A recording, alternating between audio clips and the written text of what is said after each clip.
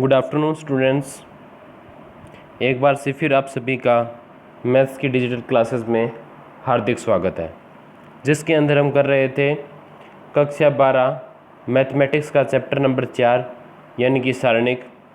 और इस वीडियो से पहले मैं सारणिक के 11 वीडियोज़ अपलोड कर चुका हूं और आपके कमेंट्स और रिव्यू के अकॉर्डिंग मुझे पूरी उम्मीद है कि आपको वहां तक सब कुछ समझ में आ गया होगा। अब देखिए, पार्ट नंबर 12 आज हम डिस्कस करेंगे। इस पार्ट नंबर 12 के अंतर्गत हम सबसे पहले एक बेसिक का टॉपिक अपना रहता था 4th चैप्टर का, वो मैं आपको करवा देता हूँ कि सारणिकों का गुणनफल हम कैसे करेंगे। देखिए, इससे पहले चैप्टर नंबर 3 मैट्रिक्स में हमने दो अवयव यानी कि मैट्रिक्स का मल्टीप्लिकेशन करना सीखा था। अब उसी प्रकार से हम चैप्टर नंबर 4 के अंदर सारणिकों का गुणनफल के बारे में अध्ययन करेंगे कि कैसे हम सारणिकों का मल्टीप्लाई कर सकते हैं, वो हम इसके अंदर देखेंगे। तो सारणिकों का गुणनफल, सारणिकों का मल्टीप्लिकेशन हम कैसे करेंगे वो हम इसमें देखेंगे। तो सारणिकों के गुणनफल के बेसिकली अपने पास दो तरीके हैं। मैट्रिक्स की अगर हम बात करते थे तो उसके अंदर क्या था, मैट्रिक्स के अंदर सिर्फ एक टाइप से हम मैट्रिक्स का गुणा करवाते थे आपस में, जबकि सारणिकों में क्या होता है, सारणिकों का अगर आपको मल्टीप्लाई करवाना हो तो आपके लिए बेसिकली उसके अंदर कितने टाइप्स के मेथड है, दो टाइप्स के मेथड है। पहला जो तरीका है वो मैंने देखो यहाँ पे इंसर्कल किया है, जिसे हम बोलेंगे पंक्ति से स्तंभ गुणा, पंक्ति से स्तंभ गुणा। और दूसरा जो मेथड आएगा वो अपना रहेगा पंक्ति से पंक्ति गुणा, यानी कि दो सारणिकों का आपस में मल्टीप्लाई हम दो तरीके से करवा सकते हैं। एक तो पंक्ति का स्तंभ गुणा और दूसरा हम बाद में पढ़ेंगे पंक्ति का पंक्ति से गुणा। ये हम दो मेथड पढ़ेंगे। तो बेसिकली इन दोनों में से जो पहला मेथड है जो मैंने यहाँ पे लिख रखा है पंक्ति से स्तंभ गुणा, वो सेम वैसा ही मेथड है जैसे हमने किया था मैट्रिक्स के अंदर। तो आपको अच्छे तरीके से मेरे हिसाब से दो अवयव का मल्टीप्लाई करवाना, मैट्रिक्स का मल्टीप्लाई करवाना आता होगा। तो उसी सेम सिमिलर वे में हम क्या करेंगे, दो सारणिकों का गुणनफल करेंगे। तो उस मेथड को हम बोलते हैं पंक्ति से स्तंभ गुणा। अब इसको पंक्ति से स्तंभ गुणा हम क्यों बोलते हैं वो देखिए ध्यान से। अब देखिए, दो सारणिकों का मल्टीप्लाई करना है तो मैंने दो सारणिक ज्यूम कर दिए। लेट डेल्टा 1 अपने पास पहला सारणिक है जिसके अंदर 4 एंट्रीज है ए बी सी डी, और दूसरा सारणिक अपने पास क्या है, डेल्टा 2 है जिसके अंदर एंट्रीज क्या है, अल्फा बीटा गामा और डेल्टा, यानी दोनों क्या है, दो क्रम के सारणिक है, यानी 2x2 ऑर्डर के अपने पास क्या है, सारणिक है। इनका करवाना है हमें मल्टीप्लाई। तो मल्टीप्लाई करवाएंगे, देन देखिए डेल्टा 1 इंटू डेल्टा 2 हम निकाल रहे हैं, देन डेल्टा 1 इंटू डेल्टा 2। अब मैंने इस मेथड का नाम बताया था पंक्ति से स्तंभ गुणा। तो अगर आपने मैट्रिक्स मल्टीप्लिकेशन ध्यान से किया होगा तो आपको याद आता होगा कि हम मल्टीप्लाई कैसे करते थे। मैट्रिक्स अगर यहाँ पे होता तो पहली पंक्ति को किससे गुणा करवाते थे, दूसरे मैट्रिक्स के पहले स्तंभ से। उसके बाद इसी सेम पंक्ति को किससे गुणा करवाना था, आपको दूसरे स्तंभ से करवाना होता था। ऐसे ही आप क्या कर सकते थे, मैट्रिक्स की फिर दूसरी पंक्ति को किससे गुणा करवाना था, दूसरे मैट्रिक्स के पहले स्तंभ से, और फिर दूसरी पंक्ति को दूसरे मैट्रिक्स के दूसरे स्तंभ से मल्टीप्लाई करवाते थे। ये हमारे पास मल्टीप्लिकेशन का प्रोसेस होता था, उसी अकॉर्डिंग हम मल्टीप्लाई करवा रहे हैं। देखिए, नाम इसका क्या है, पंक्ति से स्तंभ गुणा। क्या नाम है इसका, पंक्ति से स्तंभ गुणा। पंक्ति से स्तंभ गुणा का मतलब पहले सारणिक की आपको क्या काम में लेनी है, पंक्ति काम में लेनी है, और दूसरे सारणिक की क्या काम में लेनी है, आपको दूसरे सारणिक का काम में लेना है आपको स्तंभ। ओके, तो कैसे मल्टीप्लाई करवाएंगे हम, देखिए इसके अंदर पहले मैट्रिक्स की पहली पंक्ति को हम मल्टीप्लाई करवा रहे हैं दूसरे मैट्रिक्स के पहले स्तंभ से। तो क्या होगा, इसका मल्टीप्लाई इसके साथ करवा रहे हैं, देखा ध्यान से। तो a into alpha plus B into gamma. Okay, फिर इसी पंक्ति को आप क्या करोगे, नेक्स्ट स्तंभ से मल्टीप्लाई कराओगे तो क्या आएगा, a into beta plus B into क्या आएगा, डेल्टा आएगा। ओके, अब पहली पंक्ति को हमने दोनों स्तंभ के साथ मल्टीप्लाई करवा दिया। तो अब ये सेम प्रोसेस आप किसके साथ करोगे, दूसरी पंक्ति को पहले स्तंभ से मल्टीप्लाई करवाओगे, यानी कि सी और डी, इसको मल्टीप्लाई किससे कराओगे, अल्फा गामा से। तो क्या आएगा, C alpha plus D gamma. Okay, next फिर इसको करवाओगे अब सेकंड स्तंभ से मल्टीप्लाई, तो वो आपके पास बनेगा C beta plus D delta. तो आप देख रहे होंगे कि ये प्रोसेस आपके पास क्या है, सेम वैसा ही प्रोसेस है जैसे हम दो मैट्रिक्स को आपस में मल्टीप्लाई करवाते थे। तो जिस तरीके से हम दो मैट्रिक्स को आपस में मल्टीप्लाई करवाते हैं, उसी सिमिलर वे में हम क्या कर सकते हैं, दो सारणिक को भी आपस में मल्टीप्लाई करवा सकते हैं। अब दोनों में बेसिकली डिफरेंस क्या है वो देखिए। मैट्रिक्स का मल्टीप्लाई करवाने का सिर्फ एक ही मेथड होता था, जिसको हम क्या बोलते थे, पंक्ति से स्तंभ गुणा, क्योंकि एक ही था तो उसमें पर्टिकुलर मैंने नाम मेंशन नहीं किया था। लेकिन इसमें क्या है, दो तरीके से मल्टीप्लाई करवा सकते हैं। तो पहला तरीका आएगा पंक्ति से स्तंभ गुणा और दूसरा तरीका क्या आएगा, पंक्ति से पंक्ति गुणा। अब देखिए इसके नाम से स्पष्ट है कि अगर आप क्या करवाओगे, मल्टीप्लाई कराओगे किसका, पंक्ति से पंक्ति गुणा की बात अगर आप करोगे तो पहले सारणी की भी पंक्ति होगी और दूसरे सारणी की भी क्या होगी, आपके पास पंक्ति ही होगी। तो ये मल्टीप्लाई कैसा होगा ये आपको ध्यान से समझना पड़ेगा, क्योंकि ये आपके पास नया मेथड है। तो इसमें हम क्या करेंगे, पहली पंक्ति को, पहले सारणी की पहली पंक्ति को दूसरे सारणी की पहली पंक्ति से मल्टीप्लाई कराओगे पहले। ओके, तो क्या आएगा, देखो ध्यान से, यहाँ पे आप देख पा रहे होंगे ए अल्फ़ा, इसका मल्टीप्लाई कराओगे ए का अल्फ़ा से प्लस बी इंटू बीटा। ये आपको समझ में आ गया होगा। जब आपने पहले मैट्रिक्स की पहली पंक्ति को दूसरे मैट्रिक्स की पहले स्तंभ से मल्टीप्लाई करवा दिया, सॉरी पहली पंक्ति से मल्टीप्लाई करवा दिया, उसके बाद पंक्ति वही सेम रखोगे पहले मैट्रिक्स की, लेकिन मैट्रिक्स नहीं सॉरी सारणिक, पहले सारणिक की पहली पंक्ति को ही दूसरे सारणिक की दूसरी पंक्ति से मल्टीप्लाई करवाएंगे। अब हम देखो तो क्या आएगा, A into gamma plus B into delta. Okay, यहाँ तक आपको क्लियर हो गया होगा।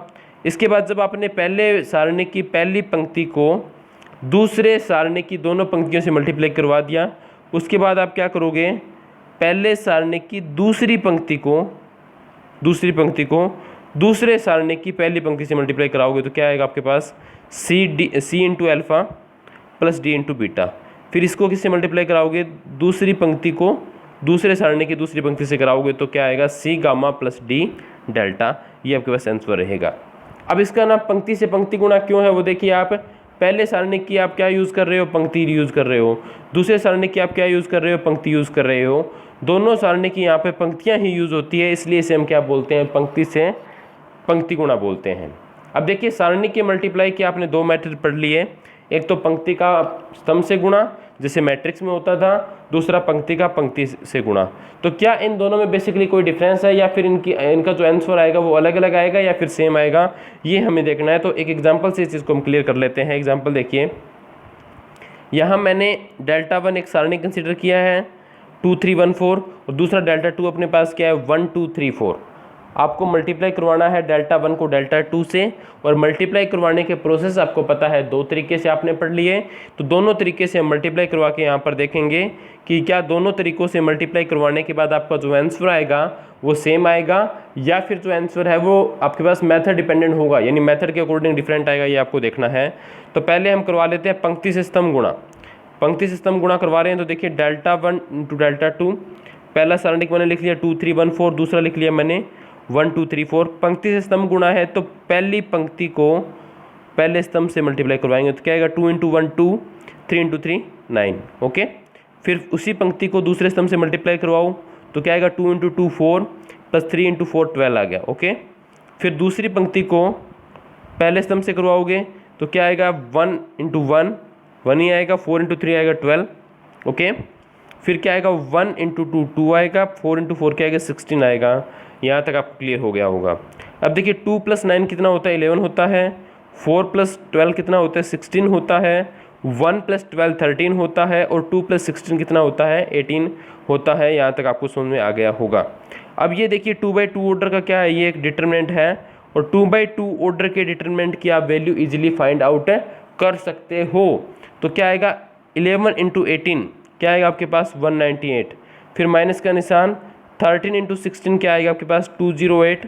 तो 198 में से अगर आप 208 को सब्ट्रैक्ट करोगे तो वैल्यू मिलेगी आपको -10। यानी कि जब आपने पहले सारणिक को दूसरे सारणिक से मल्टीप्लाई करवाया किस अकॉर्डिंग, पंक्ति से स्तंभ गुणा के अकॉर्डिंग मल्टीप्लाई करवाया है तो आपके पास आंसर कितना आया है -10 आया है। अब आप चेक करोगे कि अगर आप मल्टीप्लाई करवाते हो पंक्ति से पंक्ति के हिसाब से तो क्या आंसर ये सेम आएगा या फिर अलग आएगा। तो अब देखिए ना वो पंक्ति से पंक्ति गुणा, तो आंसर पे आपका ध्यान चला गया होगा डायरेक्ट सबसे पहले। तो आंसर आपको बता रहा है कि दोनों की वैल्यू क्या आएगी, सेम आएगी। अब देखिए मल्टीप्लाई करवा के देखते हैं हम कैसे सेम आएगी। सबसे पहले मैट्रिक्स की पहली पंक्ति को दूसरे मैट्रिक्स की पहली पंक्ति से मल्टीप्लाई करवाना है तो क्या आएगा 2 इंटू 1 2, फिर 3 इंटू 2 क्या आएगा 6। अब इसी पंक्ति को आप किससे मल्टीप्लाई कराओगे, दूसरे पंक्ति से मल्टीप्लाई कराओगे तो क्या आएगा 2 इंटू 3 क्या आएगा 6 प्लस 3 इंटू 4 ये आएगा 12। ओके, पहले सारणिक की पहली पंक्ति को दूसरे सारणिक की दोनों पंक्तियों से मल्टीप्लाई करवाने के बाद सेम प्रोसेस आप अप्लाई करोगे, पहले सारणिक की दूसरी पंक्ति लेकर चलोगे आप और दूसरे सारणिक की पहले पंक्ति से मल्टीप्लाई कराओ पहले इसको, तो क्या आएगा 1 × 1 1, 4 × 2 क्या आएगा 8 आएगा। फिर इसका मल्टीप्लाई आप इसके साथ कराओगे तो क्या आएगा 1 × 3 3, 4 × 4 16। अब इसको ऐड करोगे तो क्या आएगा 2 + 6 तो आएगा 8, 12 + 6 आएगा 18, 1 + 8 आएगा 9, 16 + 3 आएगा 19। ओके, अब देखिए 2/2 ऑर्डर का डिटरमिनेंट है, मल्टीप्लाई हम करवाएंगे तो 19 × 8 मल्टीप्लाई करवाओगे तो क्या आएगा 152, -18 × 9 कराओगे तो 162, आंसर आएगा आपके पास -10। तो अब आप इजीली देख सकते हो कि पहले जो आपके पास आंसर आया था वो भी -10 आया था, अब आपके पास जो आंसर आया वो भी क्या आया -10 ही आया है। यानी कि चाहे आप पंक्ति से पंक्ति गुणा कराओ और चाहे आप स्तंभ से स्तंभ गुणा कराओ, दोनों ही कंडीशन में आपके पास पंक्ति से पंक्ति गुणा कराओ या पंक्ति से स्तंभ गुणा कराओ, दोनों ही कंडीशन में आपके पास जो आंसर होगा वो सेम रहेगा। इसका रीज़न ये है क्योंकि आपको पता है सारणिक में अगर आप ट्रांसपोज लेते हो, पंक्ति को स्तंभ में कन्वर्ट करते हो तो सारणिक के मान में कोई परिवर्तन नहीं होता है। ये मैंने प्रॉपर्टी नंबर 2 आपको करवाई थी। सारणिक में यदि समस्त पंक्तियों को आप स्तंभों में बदलते हो, स्तंभों को पंक्तियों में बदलते हो तो सारणिक के मान में कोई परिवर्तन नहीं होता है। ये प्रॉपर्टी मैंने आपको करवाई है। तो उस प्रॉपर्टी के अकॉर्डिंग अगर आप पंक्ति से स्तंभ गुणा कराओ या पंक्ति से पंक्ति गुणा कराओ, कोई फर्क इसके अंदर नहीं आएगा और आंसर आपके पास क्या रहेगा, सेम रहेगा। अब देखिए मैट्रिक्स मल्टीप्लाई कंडीशन होती थी कि उनका ऑर्डर या तो बराबर हो या फिर पहले मैट्रिक्स में स्तंभों की संख्या दूसरे मैट्रिक्स में पंक्तियों की संख्या के बराबर हो, तभी आप क्या करवा सकते थे, दो मैट्रिक्स आपस में गुणा करवा सकते थे। लेकिन यहाँ पर दो भिन्न भिन्न क्रम की सारणिकों का भी हम गुणनफल करवा सकते हैं। दो भिन्न भिन्न क्रम की सारणिकों का गुणनफल, भिन्न भिन्न का मतलब जिनका ऑर्डर क्या हो, डिफरेंट हो, एक 2 ऑर्डर की हो दूसरी 3 ऑर्डर की हो, या एक 2 की दूसरी 4 की हो, यानी कुछ अलग ऑर्डर उनका होना चाहिए। उनका मल्टीप्लाई हम कैसे करवा सकते हैं, पहले तो आप ये रीज़न सोचिए भी हम मल्टीप्लाई क्यों करवा सकते हैं। देखिए बेसिकली सारणिक होता क्या है, सारणिक क्या होता है, वर्ग अवयव से संबंधित एक संख्या होती है, यानी इसको कैलकुलेट करोगे तो एक संख्या आएगी, जो भी मान आएगा इसका XYZ मान लीजिए, इसका मान क्या आ गया, x आ गया। अब ये भी क्या एक संख्या ही है, इसको भी हल आप करोगे तो क्या आएगा, y मान आ गया। तो आपको पता है संख्या को संख्या से तो मल्टीप्लाई आप करवा ही सकते हो, इसमें तो कोई अलग बात नहीं है। इसलिए दो अलग अलग क्रम की सारणिकों का भी हम मान गुणनफल ज्ञात कर सकते हैं। कैसे करेंगे देखिए, यहाँ पे मैंने Δ1 जो है यानी कि जो पहला सारणिक है ये मैंने लिया है 2 क्रम का, यानी इसका ऑर्डर कितना है 2 है। दूसरा सारणिक है उसका ऑर्डर क्या है 3 है। ओके, अब मल्टीप्लाई आपको करवाना है तो मैंने लिख दिया Δ1 क्रॉस Δ2। देखिए जब दो सारणिकों का मल्टीप्लाई करवाते हो तो आप बीच में क्रॉस का निशान लगाना चाहो तो लगा सकते हो, क्योंकि बेसिकली ये संख्याएं ही होती है और संख्याओं के मध्य जब गुणा करवाते हो तो हम क्रॉस का निशान लगा सकते हैं। तो Δ1 क्रॉस Δ2 क्या आएगा, Δ1 की वैल्यू मैंने एज इट इज़ लिख दी और Δ2 की वैल्यू एज इट इज़ लिख दी। अब थोड़ा सा आपको यहाँ पे ध्यान से समझना है, ये जो Δ1 है इसकी वैल्यू अगर आप फाइंड आउट करो तो कितना आएगा, देखना ध्यान से, 2 × 4 8 -3 कितना आएगा, इसका आंसर आएगा आपके पास, इसकी वैल्यू क्या आएगी आपके पास, इसकी वैल्यू आएगी 5। ये आपको समझ में आ गई होगी। अब देखिए मैं इस Δ1 को कैसे लिख रहा हूँ, ध्यान से देखिए आप, डेल्टा जो 2 था आपके पास उसमें मैंने कोई चेंज नहीं किया, ये मैंने सेम का सेम यहाँ पे लिख दिया, यानी सेम रहा है, इसमें मैंने कोई चेंज नहीं किया।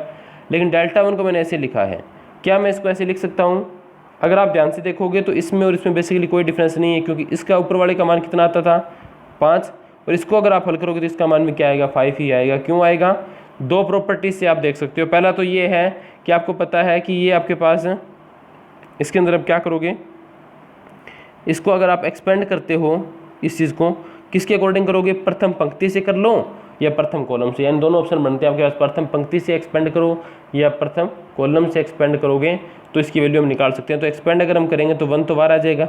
ओके, इसको छोड़ोगे अंदर क्या बच गया 2 3 1 4, फिर आगे क्या है -0 फिर +0।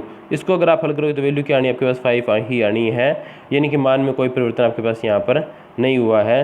तो इस चीज़ में इसका मान 5 आएगा और इसको भी अगर आप सोल्व करते हो तो मान क्या आएगा 5 ही आएगा, यानी दोनों में बेसिकली कोई डिफरेंस नहीं है। इसलिए आप इस चीज़ को ऐसे लिख सकते हो।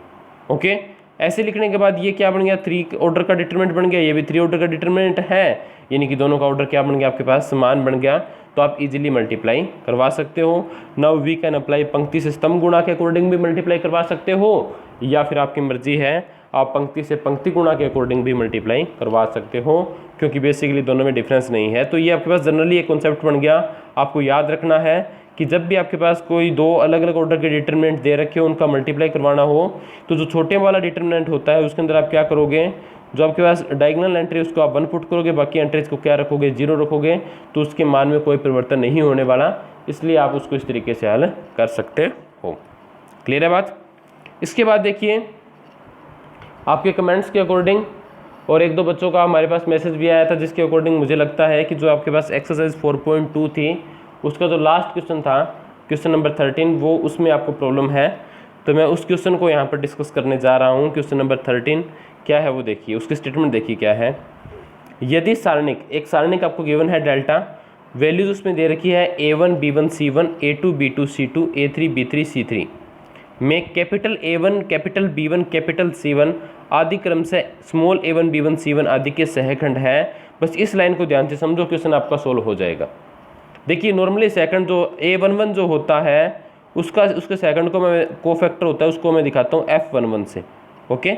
और जो A12 होता है उसके सेकंड को मैं क्या दिखाता हूँ, F12 एंड सो ऑन। इसी प्रकार से A13 को हम क्या लिखते थे, कैपिटल F13 सेकंड से डिनोट करते थे। लेकिन यहाँ पर इसने क्या किया वो देखिए, यहाँ पर इसने क्या किया है कि जो स्मॉल A1 है उसका सेकंड क्या आएगा आपके पास, कैपिटल A1 आएगा, ओके। और स्मॉल A2 है उसका सेकंड क्या आएगा, कैपिटल A2 सॉरी हाँ कैपिटल A2 आएगा, सही है।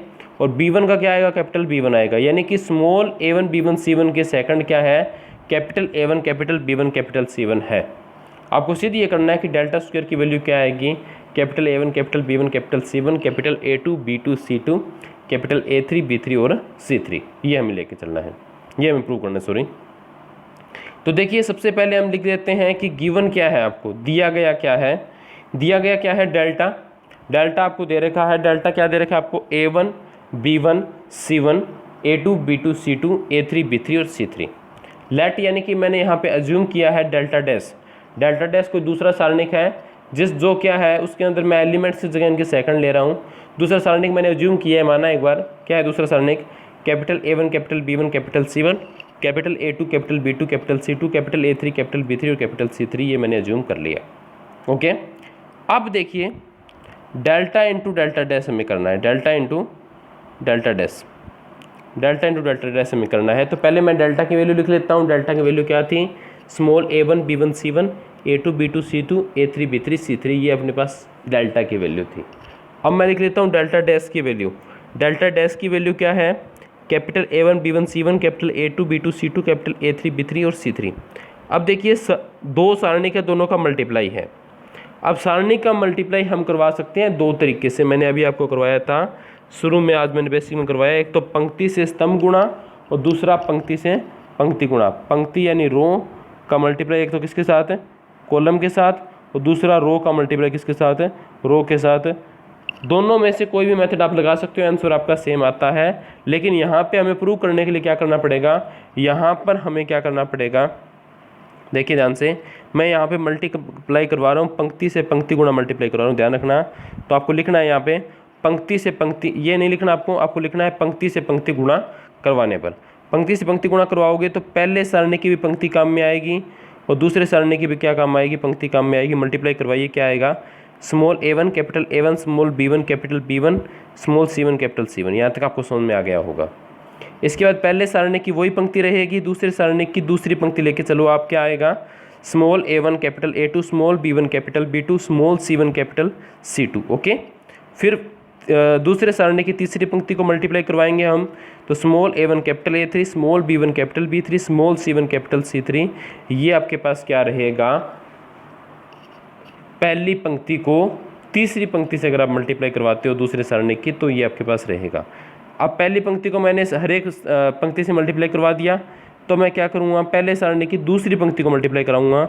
सबसे पहले दूसरे सारणी की पहली पंक्ति के साथ क्या आएगा, small A2 capital A1 small B2 capital B1 small C2 capital C1, okay. फिर दूसरी पंक्ति को दूसरी पंक्ति से मल्टीप्लाई करवाएंगे हम, तो क्या आएगा, small A2 capital A2 small B2 capital B2 small C2 capital C2, okay. Same आगे मल्टीप्लाई हम करवा सकते हैं। इसी प्रकार से आप क्या करोगे, नेक्स्ट फिर क्या होगा, तीसरी पंक्ति को सबसे पहले ये तीसरी पंक्ति है, इसको मल्टीप्लाई पहली पंक्ति से कराओगे तो क्या आएगा, small a3 capital A1, small b3 capital B1, small c3 capital C1। Okay, ऐसे ही फिर इसको दूसरी पंक्ति से मल्टीप्लाई करवा लेना तो क्या आएगा, small a3 capital A2, small b3 capital B2, small c3 capital C2। और लास्ट एलिमेंट की भी आप मल्टीप्लाई करवाओगे, लास्ट रो के साथ मल्टीप्लाई कराओगे तो क्या आएगा, small a3 capital A3, small b3 capital B3 और small c3 capital C3। Okay, इतना मल्टीप्लाई करवा दिया। अब थोड़ा सा मैं आपको रिकॉल करता हूँ पुराना कॉन्सेप्ट। एक प्रॉपर्टी भी थी अपनी, अगर आपको याद है तो, जैसे अपने पास ये सारणिक था A11, A12, A13, A21, A22, A23, A31, A32, A33। इसमें आपको पता था कि अगर आप इस सारणी का प्रसार करते हो, डेल्टा का मान निकालते हो प्रथम पंक्ति के अनुदिश, और वो भी सेकंड के पदों में, तो आपको पता है कि यदि किसी सारणी के अंदर किसी पंक्ति को उसी पंक्ति के संगत सेकंडों से गुणा करवा के हम जोड़ते हैं तो हमें किसका मान प्राप्त होता है, सारणी का मान प्राप्त होता है। ये मैंने आपको प्रॉपर्टी में करवाया था।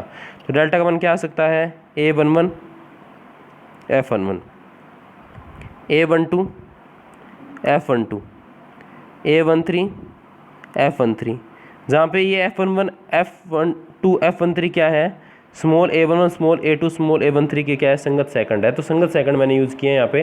तो इस तरीके से आप मान निकाल सकते हो। दूसरी पंक्ति लेकिन आप के लिए क्या होगा आपको पता ही है, A21 F21, A22 F22, A23 और F23।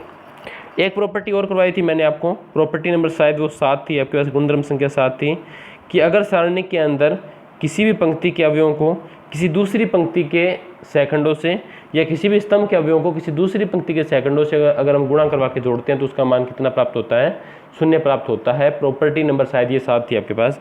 यानी जैसे एलिमेंट मान लीजिए A11 A12 A13 पहली पंक्ति के हैं, और सेकंड मान लीजिए कौन सी पंक्ति के हो, दूसरी के, यानी सेकंड है तो F21 F22 और F23। एलिमेंट पहली पंक्ति के, सेकंड दूसरी पंक्ति के, इनको गुणा करवा के अगर हम जोड़ते हैं तो इसका मान हमेशा कितना आता है आपके पास, 0 प्राप्त होता है। ये प्रॉपर्टी मैंने आपको करवाई थी। ओके, अब यहाँ पे क्या कंडीशन है वो देखिए। यहाँ पे कंडीशन ये है कि एलिमेंट तो आपके पास है इस तरीके से, A1 B1 C1, A2 B2 C2, A3 B3 C3। अब इनके सेकंड है, उसको F से डिनोट नहीं किया इसने, सेकंड को किसने डिनोट किया है, स्मॉल A1 का सेकंड क्या है, कैपिटल A1 है। तो प्रथम पंक्ति के अकॉर्डिंग अगर हम सारणी का मान निकालें तो क्या आएगा, small A1 capital A1। Okay, फिर स्मॉल B1 उसका संगत सेकंड कैपिटल B1, फिर स्मॉल C1 उसका संगत सेकंड कैपिटल C1। इसी प्रकार द्वितीय पंक्ति के अकॉर्डिंग करोगे तो क्या आएगा, A2 capital A2, small B2 capital B2, small C2 capital C2।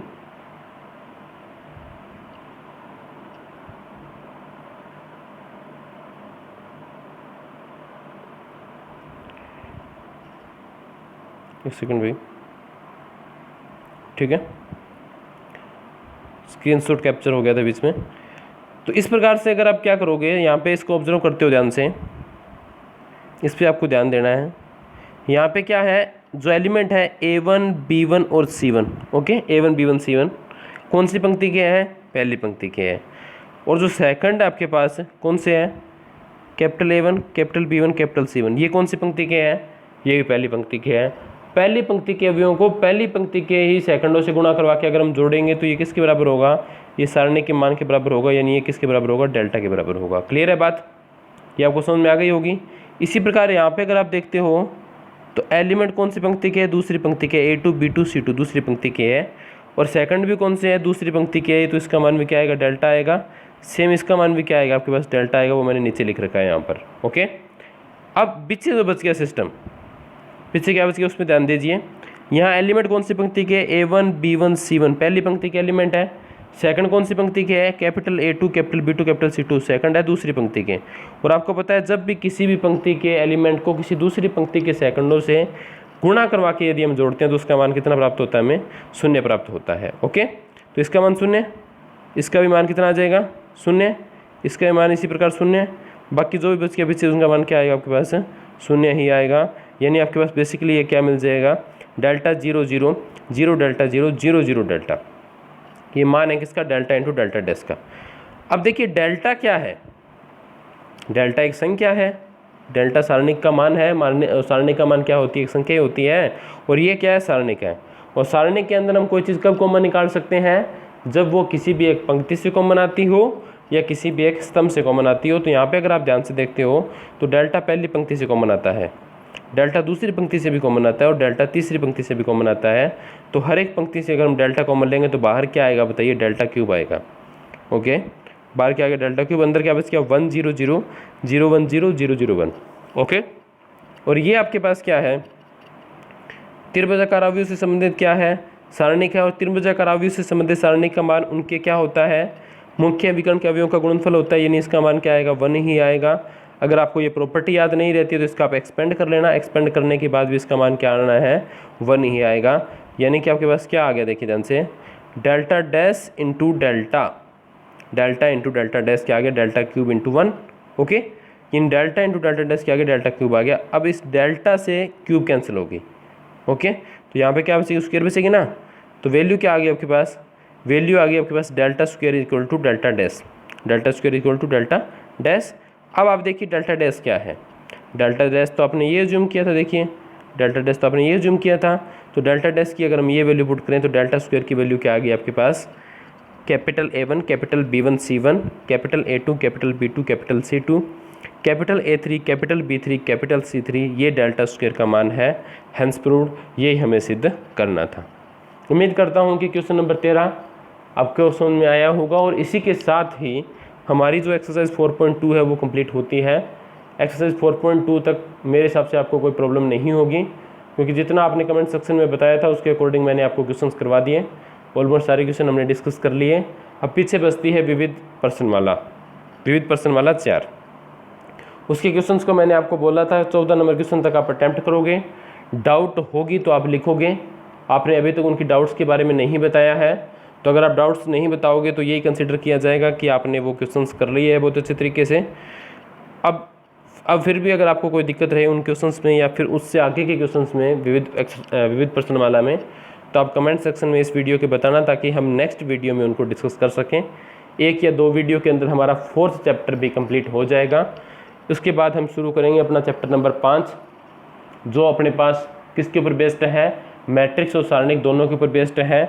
और काफ़ी इजी चैप्टर है, काफ़ी इंपॉर्टेंट चैप्टर है। 3 नंबर का एक क्वेश्चन उस चैप्टर में से भी आएगा, तो उसको हम डिस्कस करेंगे। इंपॉर्टेंट थ्योरम्स भी है जो आपको आगे काफ़ी यूजफुल रहेगी अलजेब्रा में, मैट्रिक्स अलजेब्रा में। अपना रिव्यू कमेंट सेक्शन में देते रहिए, अपनी स्टडी को यूँ जारी रखिए। और उम्मीद करता हूँ कि जब तक आपका स्कूल ओपन होता है आप एटलीस्ट 3 चैप्टर 12th मैथमेटिक्स के पूरे कर चुके होंगे और आपको अच्छे तरीके से आते होंगे। तो इन्हीं शुभकामनाओं के साथ बहुत बहुत धन्यवाद।